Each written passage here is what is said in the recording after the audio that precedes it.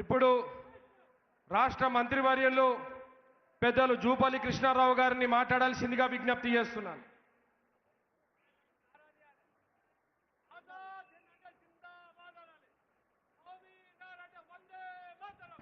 జై కాంగ్రెస్, జై కాంగ్రెస్, జై సోనియా గాంధీ, జై సోనియా గాంధీ, జై మల్లికార్జున ఖర్గే, జై రాహుల్ గాంధీ.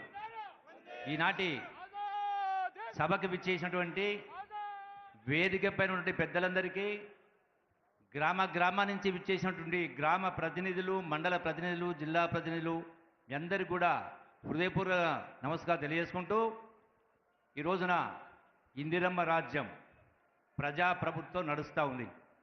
కేవలం 1.5 సంవత్సరం అవుతా ఉంది. ఈనాడు ఈ ప్రభుత్వం సోనియా గాంధీ గారు, రాహుల్ గాంధీ గారు ఎన్నికల ముందు చెప్పిన ప్రకారం ఎన్ని ఇబ్బందులున్నా, ఎన్ని ఆర్థిక సమస్యలున్నా కూడా ఒక్కొక్కటిగా పూర్తి చేస్తూ ఉన్నాం. మీరందరూ కూడా సాక్షులు. ఈనాడు ఆర్టీసీ బస్ అయినా, రుణమాఫీ అయినా, 200 కరెంట్ అయినా, ఈనాడు ఇందిరమ్మ ఇళ్ళు 22,000 కోట్ల రూపాయలతో ఇందిరమ్మ ఇళ్ళు, 21 కోట్ల రూపాయలతోటి 21,000 కోట్ల రూపాయలతోటి రైతు రుణమాఫీ, అట్లాగే రైతాంగానికి 500 రూపాయలు సన్నవడ్లకు బోనస్, అంటే ఎకరానికి 10,000 రూపాయలు 22 క్వింటాలు పండినా కూడా. అట్లాగే సన్న బియ్యం, అంటే ఇలా రకరకాల చెప్పిన ప్రతి ఒక్కటి చేస్తూ చెప్పని కార్యక్రమం చేస్తూ ఉన్నాం. ఇది ఎటువంటి పరిస్థితుల్లో మీకు లెక్క తెలియాల్సిన అవసరం ఉంది.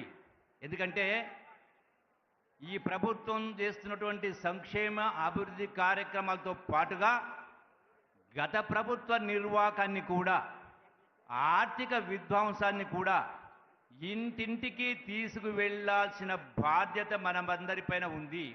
అప్పుడే కానీ ఓటరు కేంద్ర బిందువు, ఓటరు నాడిని, ఓటరు మనసును, వాస్తవాలు చెప్పి మనం సరిచేసినప్పుడే 100% ఈ టర్మే కాదు, ఇంకో 4 టర్ములు కాంగ్రెస్ పార్టీ అధికారంలో ఉంటుంది. ఈ రోజున మీకు అందరికీ ఒక జ్ఞప్తి చేస్తూ ఉన్నా. మొన్న వరంగల్ సభలో కేసీఆర్ మాట్లాడుతూ బీఆర్ఎస్ మీటింగ్లో ఈ 16 మాసాల కాంగ్రెస్ పార్టీ పరిపాలన చూస్తే దుఃఖం వస్తుందని మాట్లాడిండు. నేను ఈ వేదిక ద్వారా అడుగుతా ఉన్నా, దుఃఖం వస్తుందని మాట్లాడుతూ మళ్ళీ ఏమంటాడు, మీ తులం బంగారం ఎక్కడ పోయింది, 2,500 రూపాయల పెన్షన్ ఎక్కడ పోయిందని మాట్లాడుతూ ఉన్నాడు. కేసీఆర్ అధికారానికి వచ్చినాడు ఈ రాష్ట్రం మిగులు బడ్జెట్, ఈ రాష్ట్రాన్ని గడచిన 21 మంది ముఖ్యమంత్రులు 64 సంవత్సరాలు పరిపాలన చేస్తే ఈ రాష్ట్రం పైన ఉన్న అప్పు కేవలం 65,000 కోట్ల రూపాయలు, అంటే నెలకు 600 కోట్ల రూపాయలు వడ్డీ కడతా ఉంటుంది. కానీ మరి 21 మంది ముఖ్యమంత్రులు 64 సంవత్సరాలు పరిపాలన చేస్తే కేవలం 65,000 కోట్ల రూపాయలు అప్పు ఉంటే, ఒక్క ముఖ్యమంత్రి 10 సంవత్సరాలు పరిపాలన చేస్తే ఈ రాష్ట్రం అప్పు 8 లక్షల కోట్లు. అంటే ఆనాడు సంవత్సరానికి 6,000 కోట్ల రూపాయలు, 7,000 కోట్ల వడ్డీ కడతా ఉంటే ఈ రోజున నెలకు సుమారుగా 6,500 కోట్ల రూపాయలు వడ్డీ ఈఎంఐ కట్టాల్సి వస్తూ ఉంది. అంటే సంవత్సరానికి 75,000 కోట్లు. రేవంత్ రెడ్డి గారు ముఖ్యమంత్రి అయిన తర్వాత ఈనాడు తెలంగాణ కాంగ్రెస్ ప్రభుత్వం బ్యాంకులకు చెల్లించిన కిస్తులు వడ్డీ సుమారుగా 1,20,000 కోట్ల పరిపాలన చెల్లించడం జరిగింది. మరి కేసీఆర్ ఏం మాట్లాడిండు, నాకు దుఃఖం వస్తుందన్నాడు. నేను అడుగుతా ఉన్నా, ఈ తులం బంగారం ఇవ్వాలంటే ఎంత కావాలి? మహా అంటే 4,000 కోట్ల రూపాయలు. 2,000 కోట్ల పెన్షన్ ఇవ్వాలంటే ఎంత కావాలి? మహా అంటే 8-10,000 కోట్ల రూపాయలు. నీవు చెప్పిన ఆ వేదిక ద్వారా నువ్వు చెప్పిన అన్నీ కూడా అమలు చేయాలంటే ఖర్చేది సుమారుగా 22,000 కోట్ల రూపాయలు. కానీ నీవు చేసిన అప్పుకు ఈనాటికి 1,20,000 కోట్ల రూపాయలు ఈ ప్రభుత్వం ఖర్చు చేయడం జరిగింది, వడ్డీలు కట్టడం జరిగింది. అంటే అయినా కూడా ఇంత ఆర్థిక విధ్వంసం చేసినా కూడా తెలంగాణ అమరవీరుల ఆశలు ఆకాంక్షలు నెరవేరకున్నా కూడా మరి ఇటువంటి పరిస్థితుల్లో ఈరోజు అయినా ఇవి చేస్తా ఉన్నామంటే మరి ఆలస్యమైనటువంటి నువ్వు చెప్పే తులం బంగారం కానీ ఇంకోటి కారణకులు ఎవరైతారు? ముమ్మాటికి 100% కేసీఆరే, ఆనాటి ప్రభుత్వమే. ఇన్ని కార్యక్రమాలు చేస్తూ ఉన్నాం. అందుకే ఈనాడు మరొకటి బీజేపీ. అసలు బీజేపీకి ఈనాడు కాంగ్రెస్ పార్టీని విమర్శించే నైతిక హక్కు లేదు. ఎందుకు లేదంటే ప్రధానంగా 2 కారణాలు. ఆనాడు భారతదేశంలో 3 రాష్ట్రాలు, కొత్త రాష్ట్రాలు ఏర్పాటు చేసిన సందర్భంలో తెలంగాణ రాష్ట్రం ఇంత పెద్ద ఎత్తున ఉద్యమం జరుగుతూ ఉన్నా, ఇన్ని వందల మంది ప్రాణత్యాగాలు చేసినా కూడా కేవలం రాజకీయ కారణంతో ఆనాడు తెలంగాణ రాష్ట్ర బిల్లును పార్లమెంట్లో ప్రవేశపెట్టలే. రాజకీయ కోణంలో రాజకీయ కారణాలతోటి ఆనాడు ఉన్నటువంటి ఆంధ్ర పాలక నంబర్ కోసం. కానీ సోనియా గాంధీ గారు రాజకీయ కోణంలో కాకుండా ఈ తెలంగాణ రాష్ట్ర 4 కోట్ల ప్రజల ఆకాంక్ష, 60 సంవత్సరాల కళ, తెలంగాణ ఇస్తే ఆంధ్రాలో కాంగ్రెస్ పార్టీ నష్టం జరుగుతుంది తెలిసి కూడా పెద్ద మనస్తోటి ఆ అమరవీరుల తల్లుల కడుపు కోత ఎట్లుంటుందో తెలిసిన కన్నతల్లిగా సోనియా గాంధీ గారు పెద్ద మనం చేసుకొని తెలంగాణ రాష్ట్రం ఇచ్చింది. అందుకే ఎప్పటికైనా మన కాంగ్రెస్ పార్టీ ఈ రాష్ట్రానికైనా దేశానికైనా శ్రీరామ రక్ష. ఆ బాధ్యత కాపాడుకోవాల్సిన బాధ్యత మనందరిపైన ఉందని మీ అందరికీ సవినయంగా విజ్ఞప్తి చేస్తూ ఇలా మొసరి కన్నీరు గారుస్తూ ఉన్నారు. కృష్ణా జలాల గురించి, గోదావరి జలాల గురించి ఏం మాట్లాడండి కేసీఆర్? చాలా ప్రాజెక్టులకు సంబంధించి నేను కూర్చుని కట్టిస్తాడు.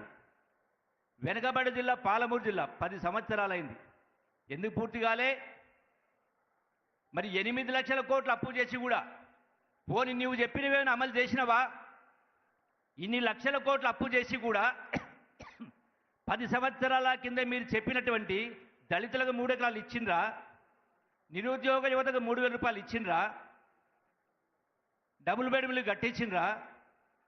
అరే మీరు 10 సంవత్సరాలు ఏమీ చేయకపోయినా ఇంత ఆర్థిక విధ్వంసం జరిగినా కూడా ఈనాడు ఒక్కొక్కటిగా ఈ ప్రభుత్వం అమలు చేసుకుంటూ వస్తూ ఉంది. అందుకే ఈనాడు కాంగ్రెస్ పార్టీని, ప్రభుత్వాన్ని కాపాడుకోవాలి. వచ్చే మరో 10 సంవత్సరాల పాటు కాంగ్రెస్ పార్టీ పరిపాలన ఉండాలంటే ఈ అన్ని విషయాన్ని కూడా మన గ్రామం ఇంటింటికి తీసుకువెళ్ళాలి. అందుకే రాహుల్ గాంధీ గారు కన్యాకుమారి నుంచి కాశ్మీర్ దాకా పాదయాత్ర చేసి ఇప్పుడు కూడా ఈ రోజున ఒక నినాదం ఇవ్వడం జరిగింది. జై బాబు, జై భీమ్, జై సంవిధాన్. ఇది మనకు ఆయుధం, శ్రీరామ రక్ష. ప్రజల కష్టాలు తీరాలన్నా ఈనాడు సమాజంలో జరుగుతున్న రుగ్మతలు దుర్ఘటనలు జరగకుండా ఉండాలంటే ఈ నినాదాన్ని గ్రామం తీసుకెళ్తూ ప్రతి ఇంటికి కూడా ఈ యొక్క మహాత్మా గాంధీ ఆలోచన విధానాన్ని, డాక్టర్ అంబేద్కర్ గారి జీవన విధానాన్ని ఇంటింటికి తీసుకువెళ్ళినప్పుడే అది సాధ్యమవుతుంది. కాబట్టి ఖచ్చితంగా ప్రతి బూతు కార్యకర్త, ఒక బూత్ అంటే 10 మంది అంటే ఒక్కొక్కరికి 30 ఇళ్ళు వస్తాయి. మరి రోజుకు 1 గంట సమయం కేటాయిస్తే ఇంటింటికి ఈ లెక్కలన్నీ తీసుకుపోయి చెప్పాల్సిన అవసరం ఉంది. ప్రభుత్వ పరంగా మీకు అన్ని కూడా బుక్స్ ప్రింట్ చేసి కరపత్రాల ద్వారా మొత్తం సమాచారం మీకు అందించడం జరుగుతుంది. కాబట్టి ప్రతి ఇంటి దగ్గర ప్రతిరోజు 1 గంట మాత్రమే, ₹1 ఖర్చు కాకుండా 1 గంట మాత్రమే ప్రతి ఓటర్ దగ్గర కూర్చొని ఇవన్నీ కూడా మనం సవివరంగా వివరించినప్పుడే అది సాధ్యమవుతుంది. ఈరోజు మా అందరికీ పదవులు వచ్చినాయి కాబట్టి మరి మీకు కూడా పదవులు రావాలంటే ఖచ్చితంగా మీరందరూ కూడా పెద్ద మనం చేసుకుని ఈ యొక్క కాంగ్రెస్ వాదాన్ని, మహాత్మా గాంధీ యొక్క ఆలోచన విధానాన్ని పల్లె తీసుకోవాలని మీ అందరికీ సవినంగా విజ్ఞప్తి చేస్తూ సెలవు తీసుకుంటున్నా. జై హింద్, జై కాంగ్రెస్. సికింద్రాబాద్ జిల్లా అధ్యక్షులు, రాజ్యసభ సభ్యులు